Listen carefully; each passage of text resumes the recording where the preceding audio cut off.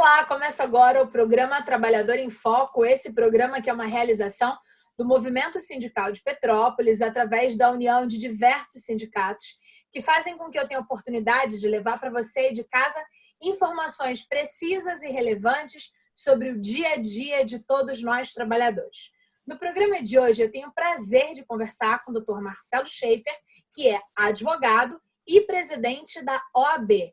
E hoje a gente vai conversar um pouquinho sobre a justiça, nesse momento estranho de pandemia, para entender, afinal de contas, como ficam os seus processos, os meus processos e a vida de todos nós diante desse momento estranho que a gente está vivendo. Olá, doutor Marcelo, muitíssimo agradecida pelo prazer de ter despendido do seu tempo para vir bater um pouco de papo aqui com a gente. Olá, Carla, tudo bem? Telespectadores, para a gente é uma honra poder estar aqui participando e contribuindo nessa nova realidade do meio virtual, né? Que vamos falar dele hoje, que o meio virtual também está influenciando muito o judiciário, né? O nosso tema de hoje, e é uma alegria poder contribuir e mais uma vez participar desse programa aí que a gente sabe que é tão bacana e tão informativo para toda a classe dos trabalhadores. Maravilha. Para quem não entende, eu queria que você começasse explicando o que é a OAB. A Ordem dos Advogados do Brasil, ela, na verdade, o primeiro papel dela é um conselho de classe, né? Ela é o órgão que regulamenta, fiscaliza, né, e administra a profissão dos advogados, as inscrições, profissões dos advogados, mas pela sua natureza, e essa natureza, eu acho que vem muito ligado até à nossa própria função, a função que nós, advogados, individualmente fazemos no dia a dia, ela acabou assumindo um papel social muito grande, né? Tanto que a lei que criou a instituição já fez não só todas as previsões legais de regulamentação da profissão, como também trouxe a questão da atuação social da OAB. Porque, de alguma forma, quando a gente está defendendo, né, um cliente no nosso trabalho individual, a gente, de alguma forma, está contribuindo para o equilíbrio da sociedade, né? Teoricamente, quando a gente estuda, né, qual é a finalidade da justiça, né? Essa justiça hoje, que é um poder administrado pelo Estado, é um poder que só o Estado pode exercer, né? A gente não pode fazer justiça com as próprias mãos, é um monopólio Sim. do Estado, por conta de razões aí históricas que já foram levantadas, mas a finalidade da justiça é sempre trazer o bem comum, é buscar o bem comum, é trazer um equilíbrio de uma relação que por alguma razão ali está desequilibrada, e o que diz que ela está desequilibrada são as regras legais vigentes, ela quer trazer esse equilíbrio para que a sociedade viva em paz, né? Porque enquanto houver aquele desequilíbrio, enquanto houver o abuso ou a perda do direito de alguém, né? Alguém que tiver com o seu direito violado, teoricamente não está tendo paz social. Então, a justiça busca isso, né, de uma forma bem ampla. Né? Mas aí a gente vai, claro, com a evolução da sociedade, a gente vai tendo cada vez as maiores especificidades e maiores áreas de atuação e áreas de discussão do direito, da legislação, mas a regra geral é essa, né? Então, quando a gente está atuando na defesa, por exemplo, de um trabalhador, na justiça do trabalho, a defesa, às vezes, de uma causa do meio ambiente, por exemplo, né? Interagindo até contra um poder público, porque ele não está respeitando uma causa do meio ambiente, Sim. de alguma forma a gente está contribuindo com o papel social, né? E isso foi entendido, então, que a OAB tinha, então, esse papel social como instituição e que, então, de uma forma coletiva, ela pode contribuir. Então, a gente tem, dentro do nosso trabalho do dia a dia, dentro da nossa atuação do dia a dia, a gente tem um viés técnico profissional voltado para a profissão do advogado e a gente tem esse viés de uma atuação pública, uma atuação social, né? Nós representamos a sociedade civil em muitos órgãos colegiados ou eventos colegiados, né? Onde a gente consegue levar a posição da sociedade civil. Nós não somos governo, nós temos independência, nós não somos o Poder Judiciário, não somos o Ministério Público, né? Não somos a Defensoria, não somos o Poder Executivo Federal, Estadual, Municipal. Então, temos essa independência de poder fazer trazer essas questões à baila com a vantagem, né, e com o acréscimo de termos um conhecimento jurídico, né, por termos estudado isso, né, termos aprendido tecnicamente, né, como desenvolver esse conhecimento jurídico. Então, a gente soma essas duas áreas para poder, então, atuar em prol da sociedade. Quando a gente fala de representar a sociedade, é aí que existem as várias comissões dentro da OAB, não é isso? A comissão em defesa dos direitos da pessoa com deficiência, não é? E dentre outras elas. Queria que você falasse rapidamente o que são e qual a importância dessas comissões no dia a dia da sociedade. A nossa estrutura, a estrutura toda da OAB, ela privilegia muito o colegiado, né? Não as questões individuais, as decisões individuais, né? Então, a gestão da OAB é feita por um conselho. Aqui em Petrópolis, por exemplo, são 58 conselheiros da OAB. Dentro desses 58, a gente tem metade titulares e metade suplentes, para justamente ir suprindo nessas faltas de alguém que não possa, por questões de trabalho. E dentro dos titulares, a gente tem uma diretoria. Aí uma diretoria de 5 funções, né? Presidente, vice-presidente, secretário de Justiça e tesoureiro, porque você precisa de algumas questões até burocráticas, né? Você precisa de representante perante, às vezes, uma instituição financeira e outras coisas para a gente poder fazer a gestão do dia a dia. Mas a grande maioria das decisões da OAB, elas são tomadas de forma colegiada na reunião do Conselho, né? Então, essa gestão ela é feita colegiada. E como a gente faz para poder ter braços maiores, né, e poder contar também com a participação de maiores colegas? Aí a gente faz, então, através das comissões, como você comentou. A gente tem, normalmente, 2 linhas de comissões. Umas comissões que são voltadas mais para a profissão do advogado e regulamentação da profissão, e umas comissões que são voltadas mais para a atuação social, né? Então, dentro, por exemplo, das que são voltadas para o advogado e para a instituição, a gente tem, por exemplo, a comissão de prerrogativas, a mais importante que a gente tem, é aquela que defende, né, o advogado quando ele tem uma prerrogativa violada, porque se o advogado tem uma prerrogativa violada, quem tá tendo o sofrimento é a sociedade. A gente atua como um terceirizado. Então, se eu preciso apresentar uma defesa de alguém que está sendo acusado criminalmente, eventualmente, por exemplo, num inquérito policial, eu preciso ter acesso ao inquérito policial para poder ler, para saber o que o meu cliente está sendo acusado, para que ele possa ir lá e prestar os esclarecimentos, né? E tenha um equilíbrio na questão da acusação e defesa, para você ter isso. Então, se eu vou lá e não consigo acesso aos autos, por exemplo, no Ministério Público, ou numa prefeitura, no Estado, o que seja, se eu não consigo ter ali o acesso àquele processo para lê-lo, entendê-lo e poder tecnicamente elaborar uma defesa, quem está sendo prejudicado não é o advogado no trabalho dele, que ele de alguma forma vai fazer. É o cliente. Se ele não tiver todas as informações, ele vai fazer uma defesa de forma genérica, mas não vai ser atual. Mas quem está sendo prejudicado é o cidadão que está sendo representado ali naquele momento. Então, a comissão de prerrogativas, ela defende não só o advogado, mas também indiretamente a sociedade. A gente tem o Conselho de Ética, é essencial, né, porque, felizmente, assim, o percentual de colegas que são submetidos ao Conselho de Ética é muito pequeno, perto do número total de inscritos dos advogados que atuam. Esse número é bem pequeno. É que, às vezes, a questão que o advogado pratica gera uma repercussão muito grande. E a quebra de confiança, aquela situação assim, mas ele conhecia a lei, então ele fez voluntariamente aquilo. Parece que fica mais grave quando o advogado, às vezes, descumpre a lei. Mas, percentualmente, felizmente, esse percentual ele é muito pequeno dos que, infelizmente, agem fora das nossas normas éticas e legais. Então, comissão de ética e outra. A gente tem, por exemplo, várias comissões dentro das áreas do direito. A gente tem comissão de direito de família, comissão de direito penal, comissão de direito tributário. E aí essas comissões elas vão normalmente organizando eventos e discutindo questões ligadas a essas áreas do direito. E aí a gente tem as comissões sociais, né, que eu podia chamar aqui de comissão social. Você já deu um bom exemplo, que é a comissão da pessoa com deficiência, com necessidades especiais. A gente tem a criança e adolescente, inclusive você contribui muito com a gente, várias vezes já contribuiu com a gente nos nossos eventos. Comissão de meio ambiente, a comissão do idoso, comissão da OAB Mulher, que ela tem um foco na atuação da mulher advogada, mas também na questão da defesa da mulher na sociedade.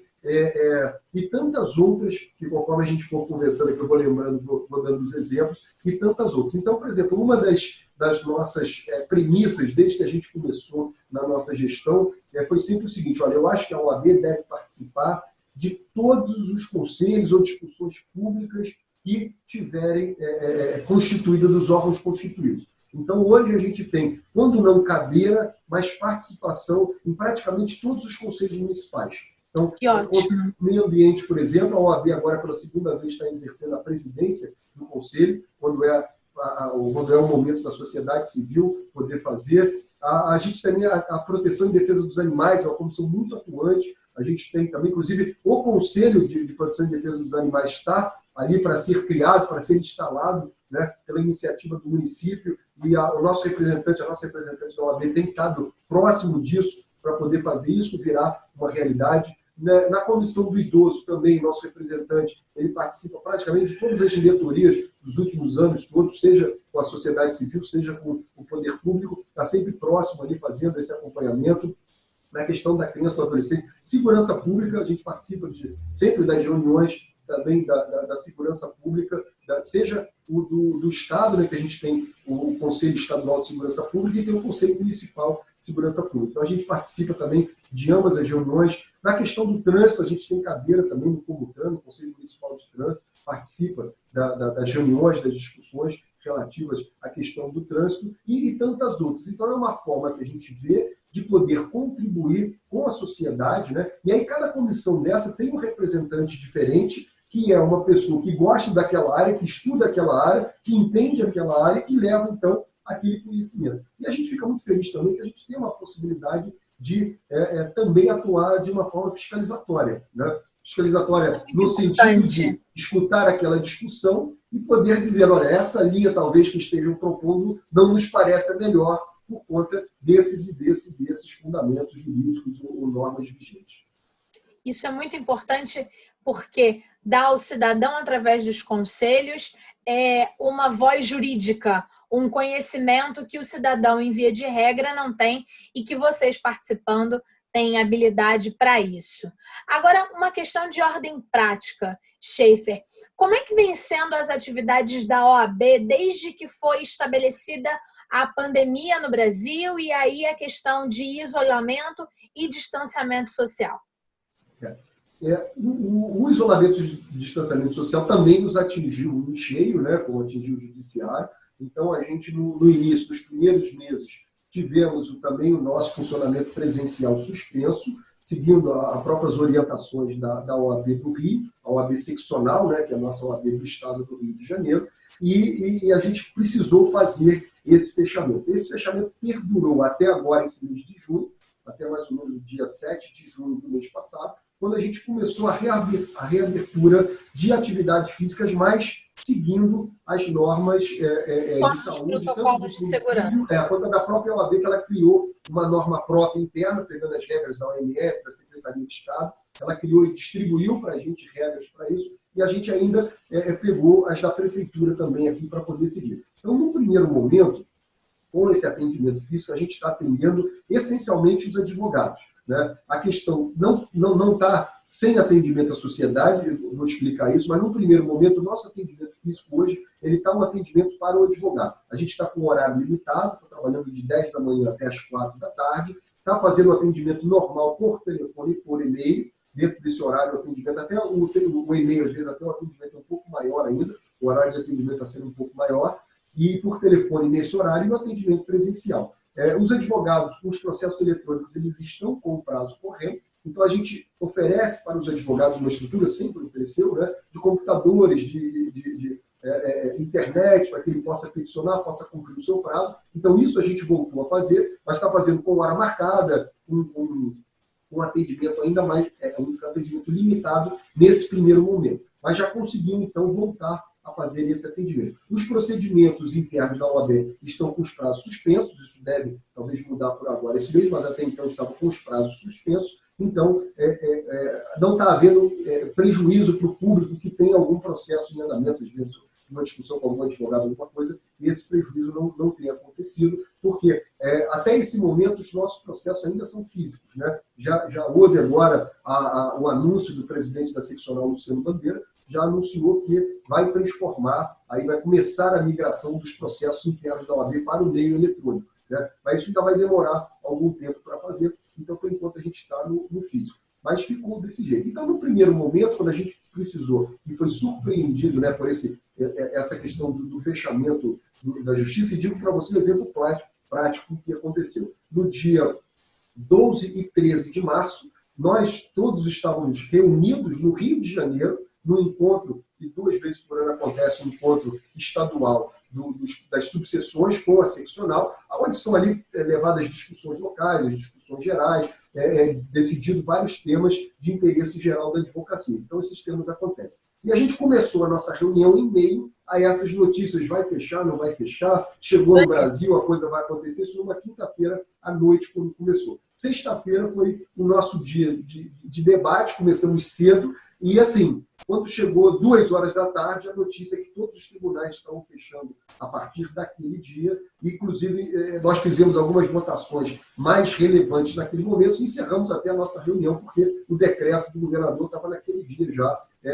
orientando que não acontecessem mais essas reuniões. Então, a gente começou podendo e terminou quando o decreto estava sendo assinado, acho que nem publicado naquele dia ainda, mas já assinado, e aí já havia a interação lá com o estadual. A gente teve um feriado na segunda-feira em Petrópolis, né? Isso, na segunda-feira. Agora, para todos os outros, segunda-feira ainda funcionou o judiciário, e a partir de terça-feira, dia 17, o fechamento aconteceu. Então, naquele momento, o que a OAB fez, seccional?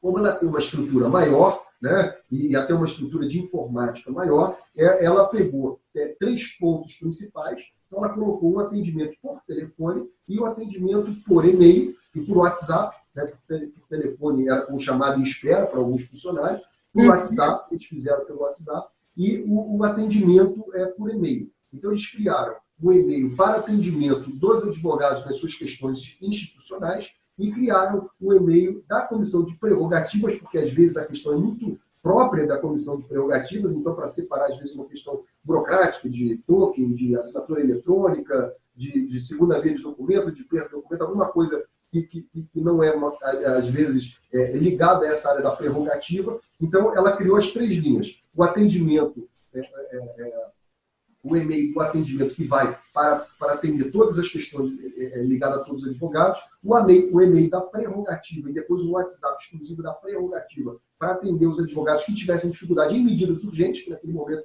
a gente só tinha medidas urgentes, e o terceiro e-mail que era da Comissão de Direitos Humanos. Então, esse ficou responsável pelo atendimento das questões urgentes da sociedade. Inclusive, teve atendimento durante a pandemia, a gente teve 1 ou 2 questões, por exemplo, que a seccional atuou, que aconteceu na cidade do Rio de Janeiro. Um deles, eu me lembro, foi o caso do falecimento, uma fatalidade, falecimento de uma criança, de uma menina, e houve a necessidade da atuação da Comissão de Direitos Humanos da OAB, entendeu? Então, esse contato tudo estava sendo feito por e-mail. E aí, agora, gradativamente, está sendo aberto o atendimento para os advogados e para a sociedade, até em breve já vai estar, de uma forma geral, atendimento presencial.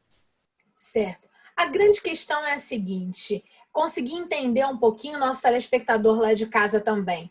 Agora, historicamente, o Brasil tem o costume de falar que os processos demoram muito, que a justiça é muito lenta e que é tudo muito difícil. E aí, ficou esse tempão fechado. Claro que por uma questão de ordem de saúde. E aí, como é que estão os processos agora? Vamos falar desse momento. O fórum já abriu? Não abriu ainda? Está funcionando o quê? Se eu sou um trabalhador e preciso de alguma questão que me parece ser urgente, como é que eu faço nesse momento? O atendimento urgente ele existiu o tempo todo, né? O tribunal deu o seu jeito e atendeu as medidas urgentes, né? E hoje a gente tem 2 realidades no nosso judiciário, né? Algumas híbridas, mas um já de um lado e outro do outro. Que é o quê? Processos físicos, aqueles processos de papel, né, que hoje normalmente são os mais antigos. Processos eletrônicos, os nossos novos processos 100%, né, pela internet, sem papel. E a gente tem algumas varas que trabalham com a questão híbrida, né? Hoje ainda várias varas trabalham com a questão híbrida, parte de processo físico, parte de processo eletrônico. Então, hoje, em Petrópolis, todos os processos novos hoje são processos eletrônicos, judiciários, são processos eletrônicos. Mas a gente tem processos antigos físicos que ficaram parados. E esses processos físicos, eles, salvo medidas de urgência que foram tomadas, e alguns despachos até que acabaram acontecendo, principalmente na Justiça Estadual, eles, em regra, eles ficaram parados. A ordem do CNJ suspende, não tem trabalho físico, não tem andamento de processo físico. E desde o dia 17 de março até hoje, esses processos continuam suspensos, sem andamento. Então, criaram um mecanismo, olha, eu preciso de uma medida urgente no processo físico. Então, você distribuía uma petição eletrônica em que o juiz de plantão analisava aquele questão urgente, resolvia aquilo, faz, não faz, e aí depois aquele resultado volta e fica lá esperando o processo físico voltar a andar para poder fazer, né? Já saíram algumas medidas de virtualização dos processos, então, principalmente no Tribunal de Justiça. O Tribunal de Justiça já regulamentou como vai ser feito, então, a partir de agora, a gente tem uma regulamentação e os cartórios vão poder virtualizar os processos físicos, de acordo lá com as suas demandas, com as suas necessidades, com a sua disponibilidade. Isso ainda está muito novo, a gente não sabe ainda como vai funcionar, mas já tem a regra criada, tanto pela Corregedoria quanto pela presidência do Tribunal, o que foi interessante. Os processos da Justiça do Trabalho, eles são ou todos eletrônicos hoje, ou processos híbridos. Em algum momento histórico, eles foram assim, até aqui ele foi físico, daqui para frente ele passou a ser eletrônico. Aquele para trás não foi virtualizado ainda, ele está lá na vara, né? Mas você já peticiona nele eletrônico. Então, muita coisa já se conseguiu resolver. Agora, as novas medidas, por exemplo, hoje, tentaram voltar no início de maio para a questão do prazo dos processos eletrônicos, funcionou 15 dias, depois suspenderam de novo nas 3 justiças, e agora, a partir do dia 1º de junho, esses processos eletrônicos estão correndo normalmente. Os processos têm tido seus prazos, você consegue distribuir um processo, a citação está um pouco prejudicada, mas tem se tentado fazer por e-mail, eventualmente até por carta, quando é possível, no envio eletrônico para o correio, e tem se buscado tentar suprir isso, mas esses processos eletrônicos estão acontecendo. Na nossa realidade de Petrópolis, o judiciário estadual, algumas varas começaram a fazer audiências por videoconferência, com plataformas semelhantes a essa que a gente está utilizando. Que a gente está gravando. Agora. Exatamente. Inclusive, os tribunais hoje já têm feito julgamentos, algumas câmaras, inclusive do trabalho, o trabalho até está bem avançado nisso, é um dos mais avançados. O Tribunal do Trabalho tem feito vários julgamentos por videoconferência. Então, da mesma forma, por exemplo, eu tive uma experiência já na semana passada de fazer uma sustentação oral no recurso, no julgamento de recurso no Tribunal do Trabalho, feito dessa forma como nós estamos conversando aqui. Foi feito, quer dizer, é até uma outra realidade que a gente começa a reavaliar. Em tempos normais, eu teria ido à capital, tendo que sair cedo, pegar um trânsito para chegar lá antes das 10 horas da manhã, que era o horário marcado para começar, aguardar aquele julgamento para depois voltar a Petrópolis. Então, nessa realidade, a gente tem uma vantagem tanto para a gestão do trabalho. Do trabalho. A gente tem uma sala de espera eletrônica, né? Então a gente se habilita. Antes, os próprios serventuários previamente já veem que nós nos habilitamos, já registram a nossa presença lá, e você vai acompanhando. Quando chega o número do seu processo à sua vez, tal qual a gente fazia quando ficava sentado lá aguardando chamar, só que aqui a gente está produzindo, está trabalhando, e aí quando chamou, a gente foi lá, fez a sustentação.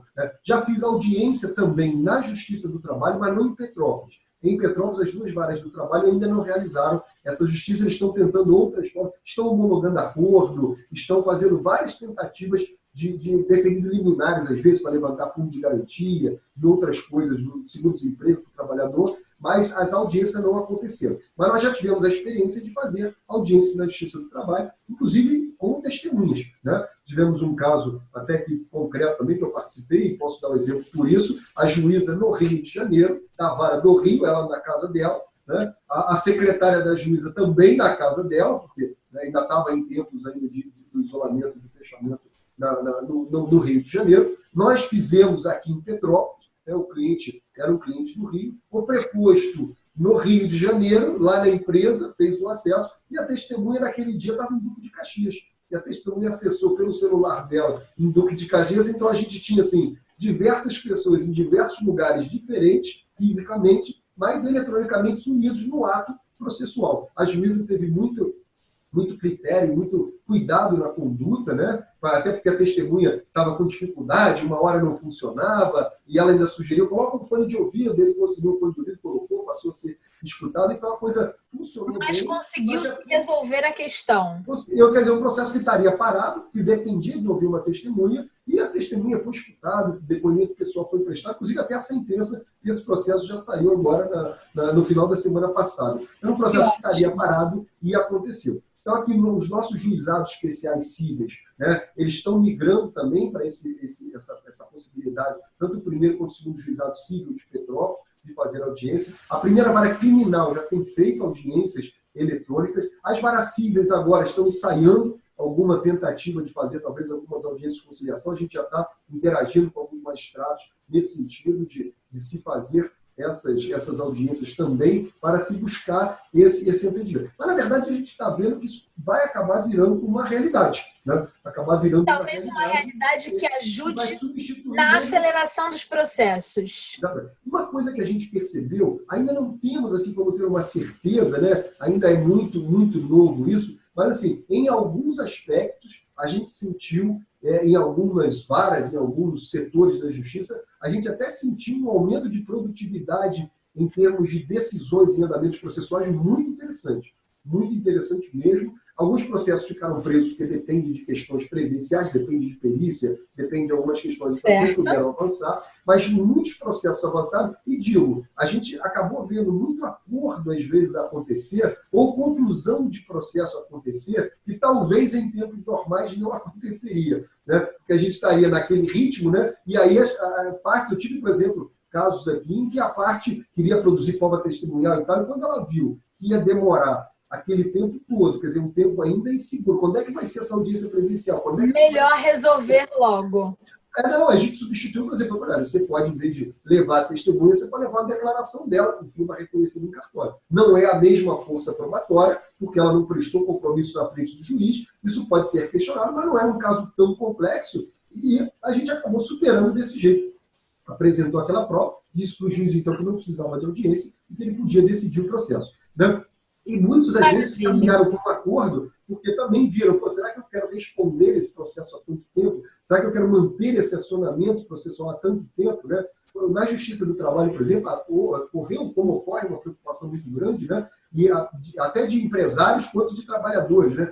Empresários, às vezes, falaram, acho que eu vou resolver esse problema agora, porque eu não sei depois se eu vou conseguir pagar ou não. Hoje eu acho que eu consigo. E o trabalhador, por vezes, falou assim, eu acho que é melhor eu resolver agora, porque agora eu consigo receber numa previsão, de repente, financeira que ele já tem de me pagar, né, sem precisar dos outros meses, porque depois ele pode fechar. Quem é que vai saber como vai terminar isso tudo, né, que a gente ainda está atravessando e não tem limite. Um momento complexo. Nesse ponto, a gente viu que essa pandemia que nos obrigou ao isolamento social, nos obrigou a migrar para essas ferramentas, ela, de certo ponto, a gente tem visto pontos positivos. Há um comprometimento do judiciário em fazer a coisa funcionar. É claro que a gente vê situações onde funcionam melhor e situações onde às vezes não funcionam. Que nem tão melhor, tão boas. Isso é natural de todo serviço público, mas, de uma forma geral, a gente tem visto um bom empenho e preocupação de todos em trazer o atendimento à justiça. Lembrando sempre, medidas urgentes, elas sempre são atendidas,